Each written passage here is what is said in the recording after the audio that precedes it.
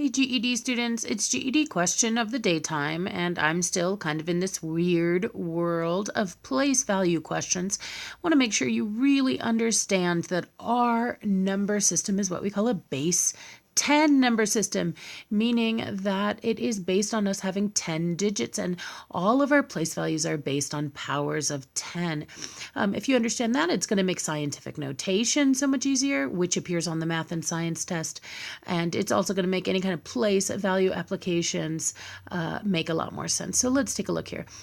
It says match each number below with an equivalent expression on the right. Now, notice what I have here. A says 3,000s. Now, you're used to thinking of 3,000 as 3,000s, hopefully, or 3 times 1,000. I'm super glad if you have this great realization that that's what 3,000 means. It means to have 3 things of size 1,000, 3,000s. But I need you to recognize that using powers of 10. Think about your powers of 10. Well, first of all, I think I need a better color than blue. Maybe orange will show up on the black. Okay, so first of all, if you have like the 0 powerth of anything, I hope you know that the 0th power turns everything into 1. So 10 to the 0 power would be 1. Now let's think about 10 to the first power. Well, anything to the first power is just that number itself. So 10 to the first power will be 10. And I promise you I'm going someplace with this.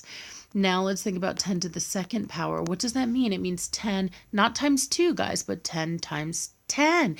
10 times itself, or 100. Are you beginning to see the pattern here yet?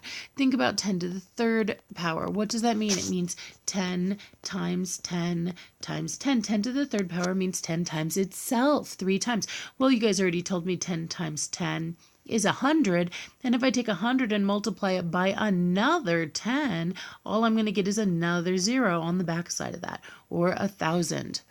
So now hopefully you see this pattern. Okay, the exponent, when you're raising 10 to any power, matches the number of zeros. When I raise it to the 0th power, I ended up with 0 zeros. When I raise it to the first power, I ended up with 1 0. Second power, 2 zeros. Third power, 3 zeros. Real nice shortcut. So 3,000 is like 3 times 10 with 3 zeros on it. And so that is number 2. So A matches with 2. I should write this down on this side or it'll get confusing. Okay, so when you look at B then, it says 300,000, but what does this mean? It means 3 times 100,000 or 300,000s. And so 100,000 would have 1, 2, 3, 4, 5 zeros after it. So that would be 3 times 10 to the 5th power. 3 times 10 to the 5th power. So B matches with 5. Similarly, 30 is a 3 with 1 0 after it. So it's 3 times 10 to the first power, 1 0 first power on my 10. And I promise you, knowing all these wonderful things, shortcuts for multiplying with 10 is going to end up so helpful in so many ways. So anyway, C is 1.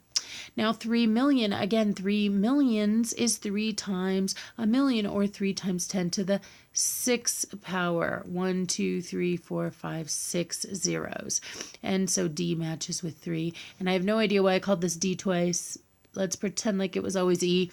Okay, so E says 300. That's 3 times 100, or 3 times 10 to the 2nd power, 2 zeros.